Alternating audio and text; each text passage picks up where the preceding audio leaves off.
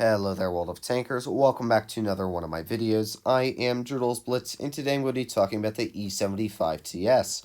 Now, this tank has just come into the stores today for the price tag of 10,000 gold, which is not nearly as much as it used to be at the price tag of 15,000, but it still is a pretty expensive price tag. So in this video today, as always, I'm going to be talking about the tank, how to run it, where to run it, the armor profile, statistics, and of course, in the end of this video, whether or not you should be dropping some of your hard-earned money on this tank to stick in your garage.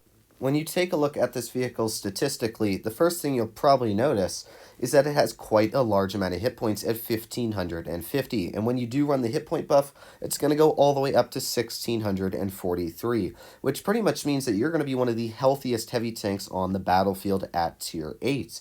Not to mention, the gun statistics are pretty much excellent for this vehicle. It has 2,375 damage per minute. And that kind of damage per minute is usually unheard of with these big German super heavies. They usually carry these big, inaccurate German guns that usually do this huge amount of damage, hit hard, but then they have these long, slow reloads. And the E75 just really doesn't carry that. In fact, not only does it have an amazing damage per minute, the penetration values are good at 215. If that's not enough for you, you load the premium 265 millimeters. And not to mention, its aiming time is 2.08 seconds. And when you combine that with dispersion values of 0.317, you can start to see why the gun on this tank is so excellent on the battlefield. It not only doesn't miss, but it just keeps shooting and shooting and shooting. This gun is pretty much able to out-damage per minute any other Tier 8 heavy you're going to come up against, unless you're up against, like, you know, a Carnarvon Action 10 or a Sheriff. You're really going to be able to trade easily with Russian heavies, or even the Tiger 2, which has pretty much the same gun as this tank. You're able to out-damage per minute really, really easily. And that's just why this tank does so well on the battlefield.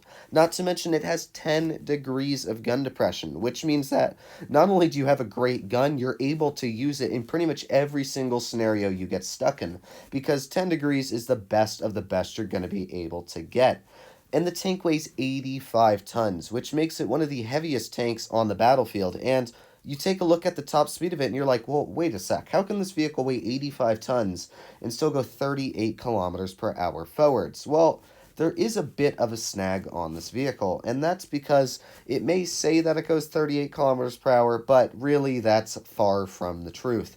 This tank has one of the worst power-to-weight ratios I have ever seen in World of Tanks. It is 9.56, which pretty much means that whenever you're on any terrain that is not flat and level and you're not going in a straight line, you're going to be going like 25 kilometers per hour tops. When you're going uphill, this tank is slower than a slug. It's going like 15 kilometers per hour. So that is a very big weakness of this vehicle. It is just so slow. You really have to pre-plan where you're going to go unless you're going in a straight line. But the good thing is, it is very, very good at ramming once you get that top speed acquired, because you can pretty much ram any medium tank for 400, 500 damage sometimes, or even if they tap you, they're going to be losing crazy amounts of hit points just because this vehicle is so heavy. And if you're worried about being flanked by any of these faster tanks because it is such a big and slow heavy tank, don't be worried about that, because it can still turn at 25 degrees a second, and as well the turret goes 24.3 degrees a second, which means that pretty much any medium tank is not going to be able to flank you, as the turret is very, very quick. But you can definitely see that the statistics on this vehicle, when you take a look at them on paper, are really, really good, and that's why I love this tank so much on the battlefield. Is because it's just able to pump out so many shells one after another. And when you take a look at the armor profile of this vehicle, you'd think, well, it's probably got to be really, really thick. But that's actually something that is not super good about the tank. As you can see, the lower plate's only about 180 millimeters thick. And while that is pretty impressive for a big tank like this, you have to remember that it's a huge, huge lower plate, which pretty much means that any Tier 8 vehicle, any Tier 7 vehicle that is aiming at you on flat terrain is pretty much going to pen that 9 times out of 10.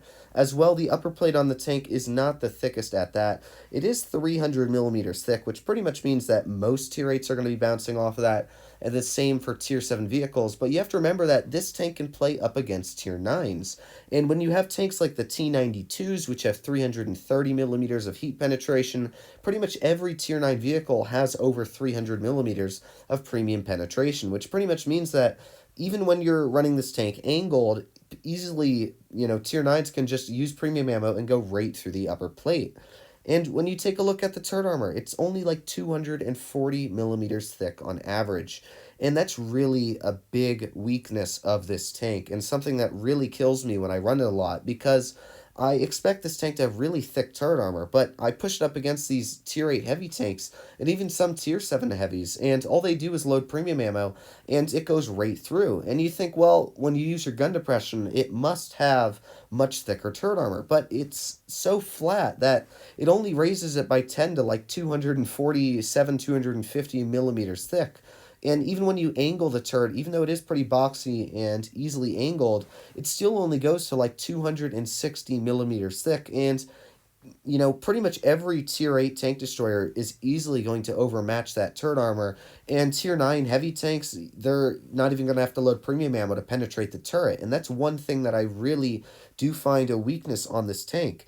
And you'll see I loaded up a clip here of me playing the vehicle on mines, which you'd think is a pretty good map for this tank because it has that gun depression, that excellent damage per minute.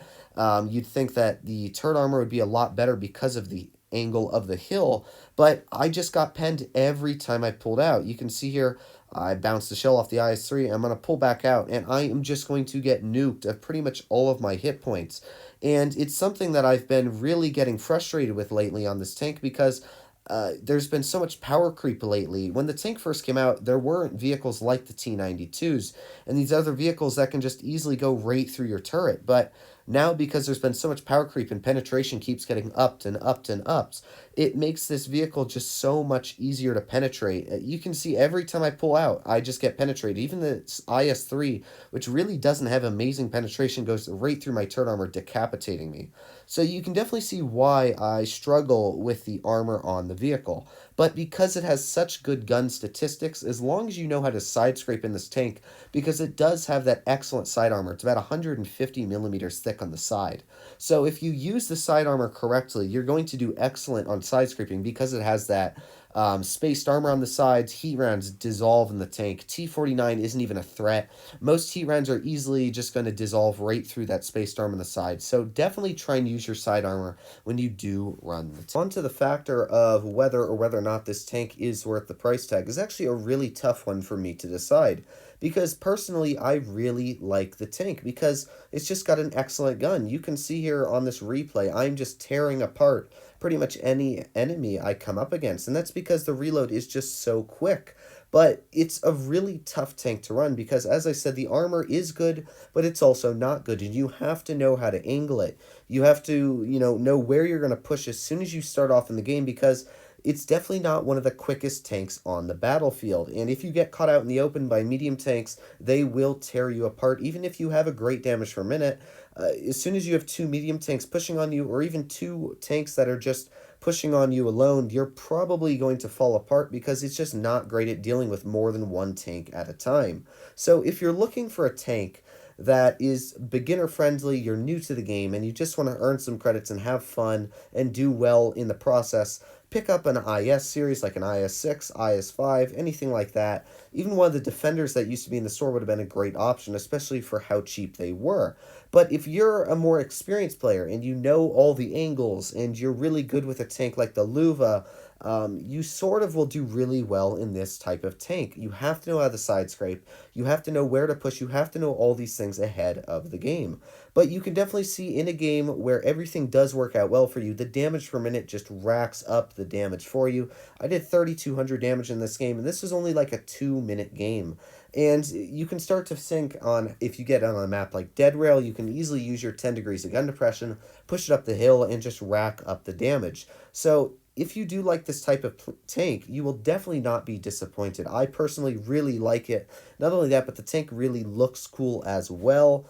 So I personally like it, and I'm pretty sure a lot of you guys will enjoy this tank as well. But for 10,000 gold, I'd say still hold off a little bit, because 10,000 gold is really expensive when you think that you can pretty much get a T-34 or pretty much any other tier 8 heavy tank that'll come into the store, you know, later on a lot cheaper than this. Probably an Object 252 will come into the store for 10,000 gold. So save your money. You can pick another tank up for a lot cheaper when it does come out.